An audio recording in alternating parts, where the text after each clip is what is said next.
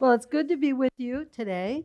I appreciate you all coming to hear me talk about how God works and the jobs I never wanted. Um, one thing I've learned, and you'll see through this, is that God is sovereign and that oftentimes we don't understand what He's doing, but we're called to trust Him. So I'm going to start with a time in my life when I was practicing law in San Diego. And actually, this first one was Los Angeles. And I was a young partner in a law firm. And I was sitting in my office one day, and my practice was basically environmental and land use. I represented developers, cities, manufacturing companies, that sort of thing.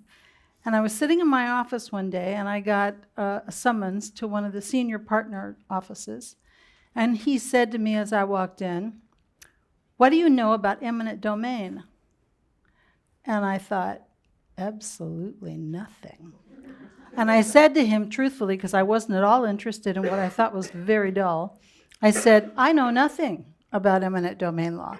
And he said, "Well, you're going to be working on a case with me that's eminent domain." And I thought, oh my. Well, I couldn't turn down the senior partner, so I said, "Okay, what do you want me to do?" So over the next few months, I worked on this eminent domain matter where a city was condemning property for a public use. That's what eminent domain is, government condemnation of property. So after that was over, I put it away and thought, well, that was interesting, and went back to my regular practice of law. And I would say, I don't know how long it was, because memories fade, but it could have been months, it could have been as much as a year. But I was sitting in my office one day, and I got a call from a guy I had known who was with the Pacific Legal Foundation, and he said, Reagan's been in office for a year now, and there's a job at the Department of Justice that has not been filled. They've been through 200 resumes. The Assistant Attorney General hasn't seen anything she likes, and I think you're the one for this job. This was totally out of the blue. And so I said, well, I'd be interested if I could do something that's, important. He said, you'd be the head of the environmental litigation for the federal government. I said, oh, okay. Well, sounds good. 3 months later, I had the job. I mean, it was fast. She happened to be in LA. I had a trial. I drove to meet her in between my trial, and she offered me the job. And I went through White House clearance, and I won't go into that detour too much, but the long and short of it was someone I had met 10 years earlier, a politician, and had one conversation with, was in favor with the White House at the time. And they sent, and they said, and I had no political connections at this point in time other than being a Republican and having supported the president. And they said, well, do you know anyone in Congress? Because you're going to need some help. And I thought, well, I know this one person I met 10 years ago. They might not even remember me. And they sent my name over to him. And they showed me when it came back, my resume had written on it, hire her. So that was God working ahead of me. So I'm sitting at the Department of Justice. I hadn't had the job very long. My boss, the Assistant Attorney General, decided she needed to go to Japan and the Far East for a special trip for the government. And so she took off and put me in charge, because I was the senior deputy. And, I'm doing my best, right? I'd never done this before, and passing on. I had several hundred lawyers under me at that point, including environmental enforcement, environmental defense, and the Wildlife and Marine Resources Division. And so one day, some of the senior lawyers, including the senior appellate chief, they came into my office. There must have been at least a half a dozen of them, and they were dead serious. When someone walks in and there's not a smile on a face. And I looked up and I said, what's happening? And they said, what do you know about eminent domain? And I said, well, I know a little. And they said, good, because you're about to decide the largest eminent domain case in the history of America. That's why she left. No, they said it's the redwoods in California. So that was the case, and I was the one approving the settlement. So anyway, That was God going ahead. So the next job I had, the White House asked me to take, was the number 2 lawyer in the Department of Interior. And Interior is one of those departments that is an amalgam of many issues. They have Indian affairs, they have land, they have minerals, oil. They have everything in the Department of Interior that has anything to do with land. And I was working there for Judge Clark, William Clark, who was Californian, and he had been National Security Advisor.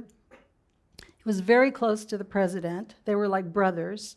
Both horsemen, both Westerners, both wore cowboy boots with their suits. I don't know if you know that, but they did. And very expensive cowboy boots, too. And so I had been working with him for a while, and he was incredibly the best boss I've ever had. We were just like, we thought the same. It was wonderful. If you've ever had a boss like that, you know what I'm talking about. And he had told me that when the president was reelected, we were confident he would be reelected, that he would be happy to promote me to another job. Well, there was one job I really wanted, which was Assistant Secretary for Land and Minerals Management. I thought that would be a good one to have for future, coming out of the administration. Well, just at the time of Reagan's reelection, Bill Clark had a tiff with Nancy Reagan.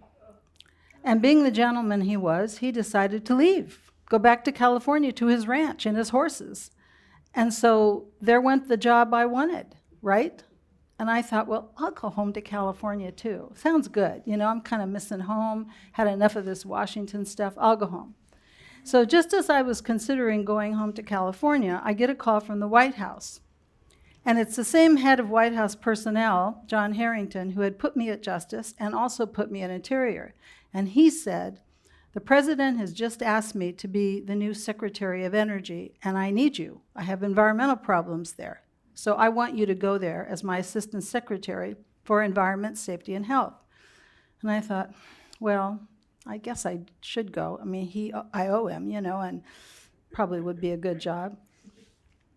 So I decided to take that job. And of course, that one required Senate confirmation, which was a bit of a battle, but got through that. And, I always thought the Department of Energy were the people who told you to turn the lights out when you leave the room, and developing new energy sources, that sort of thing. No. The Department of Energy's biggest job is making the nation's nuclear weapons. So all of a sudden, I was head of Environment and Safety and Health for the Nuclear Weapons Program. That was a new job I hadn't thought about having and didn't particularly want. And of course, four months later, after I was sworn in, Chernobyl happened. So the largest nuclear disaster in the history of the world happened, and my office was responsible to explain it all to Congress. Because the reactor, the Soviet reactor in Chernobyl, was graphite moderated, and you don't need to know what that's about, except that we had a graphite moderated reactor in the US, which was part of the weapons program. So naturally, they assumed it was the same thing and hauled me over to Congress to explain why it couldn't happen here. Well, they were drastically different technologies. The analogy I used for Congress, and along with the technical stuff, was that the reactor in the Soviet Union was like a high-spirited racehorse. You slap it on the back, it takes off. But the reactor in the US was like an old plow horse. You slap it on the back, it sits down. So they didn't have to worry about us. But meanwhile, I sent a team to Kiev, and they came back with a full report, and I testified 30 times in 2 years to explain that to Congress. At one point, I said to my car mechanic, I said, I know more about the reactor in Chernobyl than I know about my car, which was true. It was one of those. And, again, it's God had a plan, and it wasn't a job I wanted. It wasn't a job I needed, really, at that point, but it was one that God wanted me to have, and so there I was. And so when the administration was over, the first one I served, I went back to California, and I had been given a kind of going-away present. I was asked to be a presidential appointee on the International Tuna Commission, Intertropical Tuna Commission, long name. And that was a great appointment because I didn't need to leave San Diego. So I didn't have to live in Washington, and I met lots of interesting people. And I fell in love with the fisheries guys and the scientists who advised them on tuna fisheries. And it did that for several years until the next president, who wasn't of my party, decided there were too many Republicans on the commission and kicked us all off. So here I am back in San Diego practicing law. And after the guy from Georgia left office, one of my friends from the Heritage Foundation in Washington, Becky Norton Dunlap, came to San Diego and said, "Gee, I'm in San Diego, let's have dinner." And I thought, that's great, I never see her anymore. So we had dinner. I still remember where we had dinner. I think it was at one of the seafood restaurants in Cardiff, like one of the fish houses. And we're sitting there and the sun is setting, and she said, "So, will you serve again if Bush is elected?" And this was months before the election. I said, "Well, I might." And what she had in mind for me was a job I wasn't sure I wanted to take anyway, which was the head of the Environmental Protection Agency. It's a nasty job, and especially if you're a conservative. And so I said, "Well, yeah, there's a job I'm really interested in, and that's the head of NOAA, the National Oceanic and Atmospheric Administration, which is in the Department of Commerce, and half or more of that job is fisheries." So I thought that would be a lot of fun. They even have their own ships. So I know. So I said, yeah, I'd be interested. So she went back with that information, put my resume in 5 different books they sent to the White House, and I had a prayer partner in San Diego at the time who had been praying for me, and she said, "I know you're going to be there." She said, "I feel it. The Lord tells me that when I pray for you." She said, "I know you're going to be there." And the funny thing was, I went to the Holy Land on a trip in November of 2000. And on this trip, which was run out of Idaho, and all of them, I think, were believers on the trip, there was a group of women from Texas. And I'm telling you, they were a riot. We had so much fun.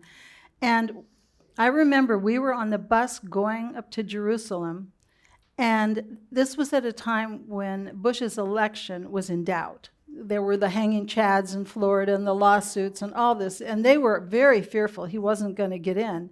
And I said to them, "Oh, don't worry, he's going to get in."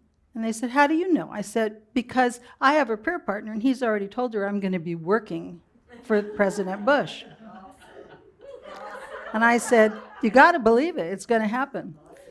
So, of course, things progressed, and the president was elected. And so I went to the White House to interview and looked at various jobs and told them NOAA was the one I was most interested in. And they said, "Well, we'll get you a job, we'll get you the interview at NOAA, don't worry about it," which meant an interview with the Secretary of Commerce. "However, we have this thing we want you to do, a favor for us. We want you to go over the Pentagon and interview, because the last administration sent a whole bunch of women to the Pentagon and they weren't, in their view, competent. And so we want to show them, well, we have women in our ranks that you might be impressed with." And they sent me over to interview with the Secretary of the Air Force, who was actually a former Navy captain of a destroyer. He has a PhD in math, really smart guy. And we had a very interesting interview. And when you don't care about a job and you don't really want a job, you can say anything, right? And I remember at one point in the interview, we got to talking about what the airmen read on the bases, what's sold in magazines and stuff. And I said, "Well, I have a son, and I wouldn't want him to be reading that smut in bases." And the secretary was a libertarian, so he thought they could read anything they wanted to. So we had this disagreement, But and as we're walking out, he said, "You're not Irish too, are you?" And I said, "Well, yes, I have a little bit of Irish in my blood." So I walked out thinking, well, that's done. And I'm having lunch with my girlfriend, who was the prayer partner from California who came to Washington. And we're having lunch at this restaurant, and her cell phone rings. Not mine, because I think either mine was turned off or something, but her cell phone rings, and it's the White House, wanting to know if I don't know how they got her number, could go back to the Pentagon for another favor that afternoon. And I said, well, all right, because they had already told me when I'd be interviewing with Commerce. And so I went back to the Pentagon, and I'm ushered into the office of the Deputy Secretary of Defense, Paul Wolfowitz. And, I felt bad taking up his time, right? This is for a favor, and this is a very important guy. And he said to me, well, Mr. Rumsfeld, actually, how did he say this? The Secretary Rumsfeld would be meeting with you, but he's busy with this Chinese EP3 thing. And I don't know if you remember, but there was a plane down in China, and we were worried about our technology going to the Chinese, probably did. And so he had to deal with that. And I thought, Rumsfeld interviewing with me?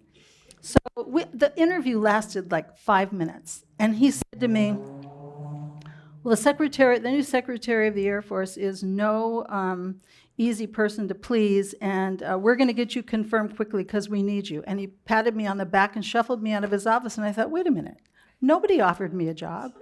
I didn't accept a job. What are you talking about, confirmation?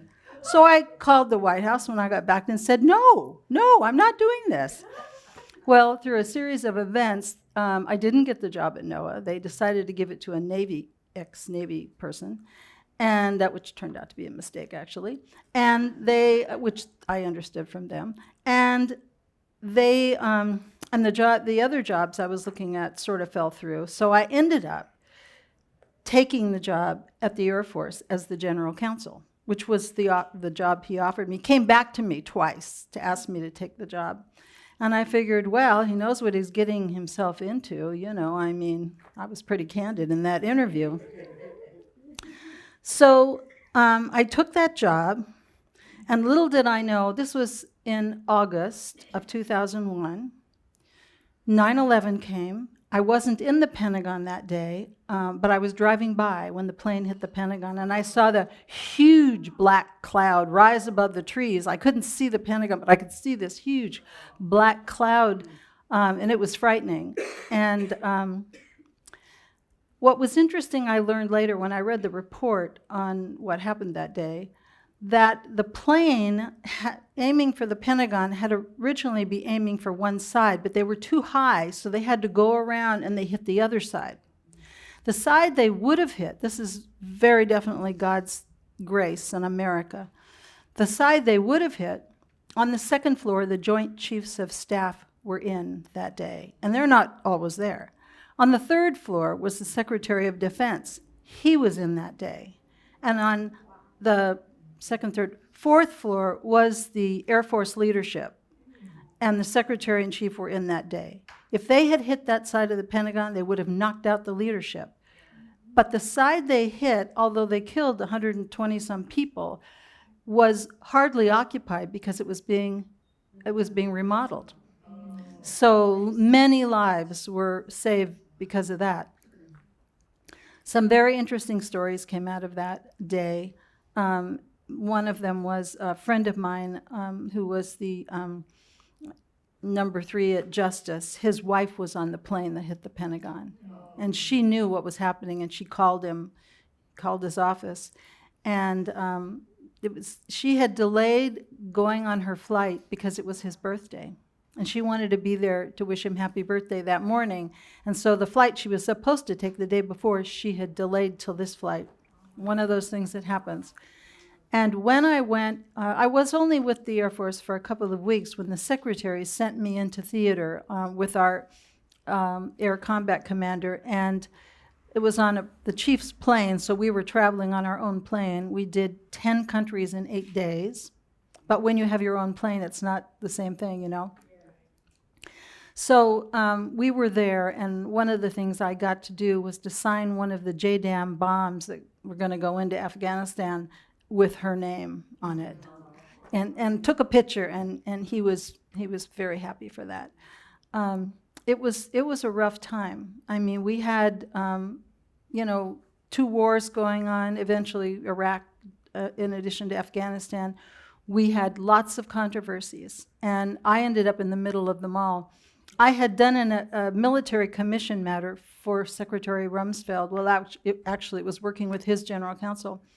And they liked what I did. So when this next job came along, they decided they would give it to me. And it's a little like the cereal, give it to Mikey. So what happened was the general at Guantanamo, he had the Al-Qaeda there. They had pulled out of Afghanistan, and they knew they had information on plans to do further damage in America. But the techniques they had to interrogate them weren't working because they had been trained against all of our techniques. We publish our techniques, don't ask me why, but we do. And so they knew them all, they had been trained against them. So he came to the Pentagon and asked Roosevelt for more techniques.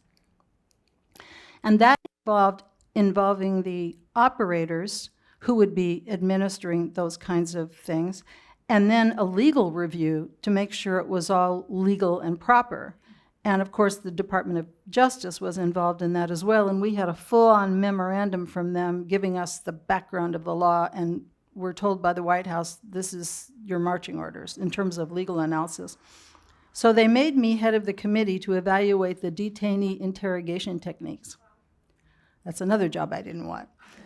And although I was the head of all the lawyers doing that, the operators reported to us because they had to give us the techniques that we were to evaluate.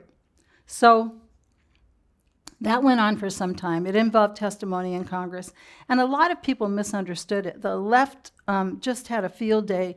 I can remember my son, who was in high school at the time, became aware of this when I was giving a talk to Pepperdine University, and he was sitting in the audience, and the guy next to him pulled up a site on his laptop that had my picture with blood running down it, and across the top it was conservative Christian torture lawyer.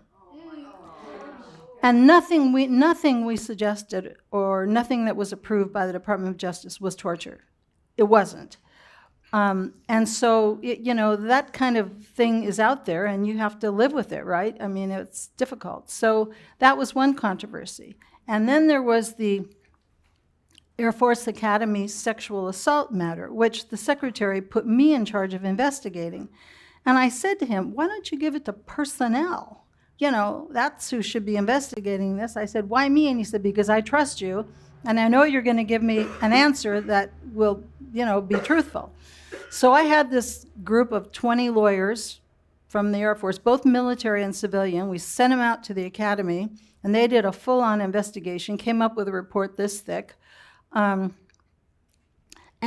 we submitted it. Our recommendations were approved, and all the things were implemented. And then, you find out really interesting things, like, we had statistics of sexual assault in the Air Force, most of which that involve cadets between 18 and 21 that drank a lot. I mean, when they went out and partied. So alcohol was involved in almost all of it. And we found out, like in the Navy, their statistics were lower than ours, but they have the University of Maryland next door. And they can date all the co-eds, and any sexual assault gets reported in the University of Maryland. So it's not on the Navy statistics. And all kinds of that was going on. But that was a fascinating subject. But in the course of that, in 2003, I had breast cancer.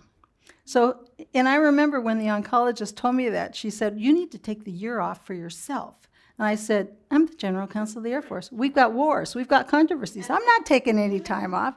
So I told them, I said, you fix it so I don't have things that are going to interfere with this job. And God was wonderful about this, because in the midst of it all, my energy was very low, and the secretary told me to go home at 3 o'clock if I wanted to, delegate to other people, which I did. And then I discovered this wonderful acupuncturist who was an MD, PhD, who came into the Pentagon a couple times a week, and he was also the president's acupuncturist, because the president had back pain. In fact, the president nicknamed him Needles, which is kind of cute. And he gave me a treatment, and I'll never forget the first day he gave me a treatment, he said, now, I don't want you working late tonight. And I thought, working late? I'm lucky if I can if I can work till 3. And he said, no, I'm serious. I don't want you working late. So I'm sitting at my desk, and I'm signing stuff, and I'm reviewing stuff, and my secretary comes in, and she says, aren't you leaving? And I looked at my watch. It was 5:30. And his treatment for energy was so good. And he gave them to me from then till the end of that process, and I was able to work full days. It was awesome. It was definitely God. And I have a couple of funny things about the Pentagon just to tell you, not really related to the wars or anything, but they used to, well, they still do, have tours through the Pentagon for various groups. In fact, when my friends came, I used to arrange that they should have such a tour. And so we would hear the spiel as they went by the head, the top Air Force folks. I could almost give it in my sleep.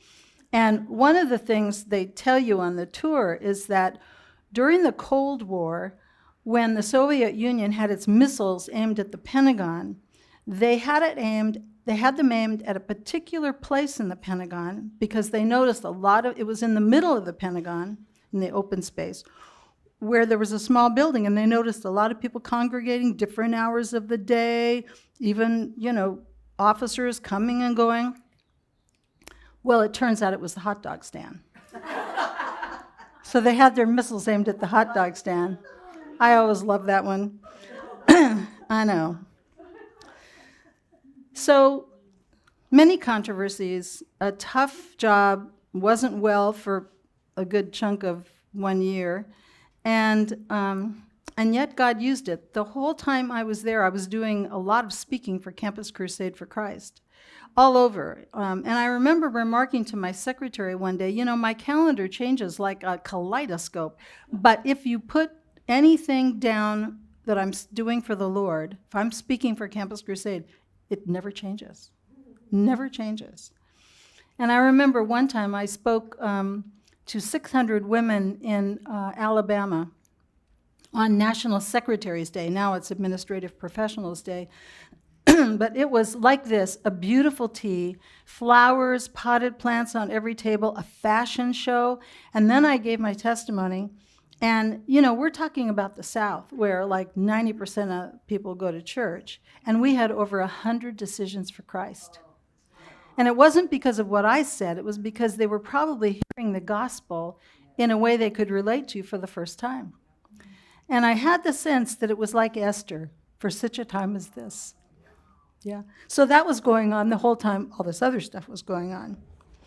So at the end of the administration, I came home thinking, well, what's next?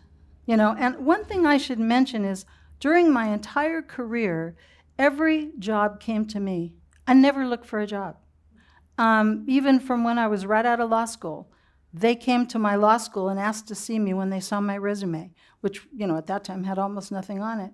And my next job came to me when I was having dinner in San Francisco, and one of the partners from the firm in LA had talked to me and invited me to join their firm. That was my whole career. Everything came to me. I never had to look for a job. So here I am. I'm out of the administration. I'm back in San Diego looking for a job. And at that point in time, I probably knew 50 CEOs and senior VPs. I did a spreadsheet of them all, and I went to see every one of them. And I got the same thing from all of them. 2009, terrible time in the economy. Law firms laying off lawyers, nobody's hiring. And they all said, great resume, we don't have a position for you. And these are sometimes people I knew. So I thought, okay, well, much prayer, etc. And I looked for a job. 4.5 years went by, no job. And my son was in college. I was paying his tuition, his expenses, my expenses. And the result was a financial disaster. I lost everything, literally. And during that time, I had a lot of time to read, as you might imagine. And other than the Bible, I discovered, for the first time in my life, I discovered historical fiction with love stories that we call historical romance. And I love them because in a time when I was very depressed, they all had happy endings. The guy always got the girl lived happily ever after. It was wonderful. And these cheered me up. So I read them voraciously. And I was talking to my best friend one day, having tea, and I was telling her about the story I had read, and I was complaining about the ending. I thought it could have done better ending. And she said, I think you should write one. And I thought, well, I've never written fiction before. I'd done articles, legal-related articles and really boring stuff. And I thought, well, I suppose I could try. So that was like 2011. I wrote my first novel, Racing with the Wind, a Regency romance, in 2011. It was published in 2012. I have since altogether published 14 novels, 14 books, and found I loved it. And I developed readers along the way. Unfortunately, it did not pay my expenses at all. And there's a lot of competition in that field. And so it doesn't matter if they love you, and you can read my reviews on Amazon, I think they do. But there's just so much out there, and so much of it is free these days. So bottom line is I needed a job. And when I was literally desperate, Pastor Steve was praying for me. God came through with a job. From someone I had worked with 20 years before on a case. We worked very well together, and he's now head of a firm in Rancho Santa Fe, and he offered me a job, and I only wanted part-time. I didn't want to work full-time. You know, I had done that before in spades, and so I only wanted part-time. So he offered me a part-time job, but it was enough to pay my living expenses, and I enjoy the practice and the people I practice with, and so it's been a blessing. But you know, I come through that time and I think, there was a time in the 4.5 years where I literally had to say to God, if you do nothing more with my life, and this is who I am for the rest of my life, it's okay. After all, my life is yours. But you know, talk about broken, I had to get to that point where he took away everything. And it's not that I didn't give him credit before, because I did, but this was different. This was saying, okay, I may never work again. I may never do anything again. But you can make it different if you want. And if you don't, my life is yours. So when you get to that point where you literally say to him, I'll do anything or nothing, then you know you've gotten to that point where you trust him with your life. So that was it. I have to say that although the romance writing I'm trying to write another one, but because I'm working, it's difficult. It's very slow in going. But I have to say that I did enjoy that excursion. All those stories are in my head. It's like I've lived them. I do really deep historical research from my books, hundreds of hours. So my mind is living in a time that I'm setting my books in. And I wanted to tell you, I brought my one inspirational. It's set in medieval Scotland. It's called The Refuge, and if any of you want to buy a copy, they're $10. I brought 4 of them, and there's a bookmark, too. You can take a bookmark. The books have the bookmark in them, but if you just want to take a bookmark, that's okay, too, because you might read on Kindle or something, but that would be one I'd recommend you, and I think, Renee, you... I loved it. I recommend it. Oh, thank you. That's very sweet. I'm glad you liked it. It's one of my favorite stories because it just, what I portray in terms of Queen Margaret's faith. Queen Margaret was married to Malcolm, the King of Scots at that time. And it's all true about her. Her faith was that strong. Yeah, and she was a woman who, you know, like many of us, that wasn't the life she chose. She wanted to be a nun, actually, although I don't think she would have called it that at the time. But she wanted to live a religious life, and she loved the Lord, and she was called to be the wife of a irascible Scot. What can I say? I mean, he was you know, just an amazing guy, and you can see it in my book because I painted him exactly as I believe him to be from my research. But the one, and here's the book. It won an award, by the way. It won the Illumination Gold Medal Award in the year it came out, which is Christian awards that they give to books. Yeah, for the best inspirational romance. But I just wanted to give you a couple scriptures before we close that came to me as I was preparing this. And the first one is Ephesians 2:10. For we are God's handiwork, created in Christ Jesus to do good works, which God prepared in advance for us to do. And I think about all that I've done, and, you know, most of it is just what God has handed to me. As I said, these are jobs I didn't want, so they're jobs that God gave me. And, you know, some of them were very, very difficult. I can't say they were fun. And because of some of what I did in the Pentagon, that was part of the reason I had trouble getting a job. There were headhunters that wouldn't even talk to me because I'd worked for President Bush. And then, of course, if you Googled me, you found all these wonderful sites. And so there were places where they wanted to offer me senior level jobs, and I'm convinced somebody on their board Googled me, and that was the end of that. So some jobs that I was nearly offered or offered were rescinded because of that. And then the other verse that comes to me is one I'm sure you're familiar with, Jeremiah 29:11. For I know the plans I have for you, declares the Lord, plans to prosper you and not to harm you, plans to give you a hope and future. And those are the things that we won't know till eternity, how God has used us. And sometimes it's a little thing, sometimes it's a big thing, but you have to trust him that everything counts for him. So I thank you for listening to my story about my jobs I didn't want. I hope you enjoyed my little vignettes. Thank you so much. Flowers. Oh, thank you so much. Gosh, I feel like It's not very fancy. a beauty queen or something up here. Thank you. Oh, they smell wonderful.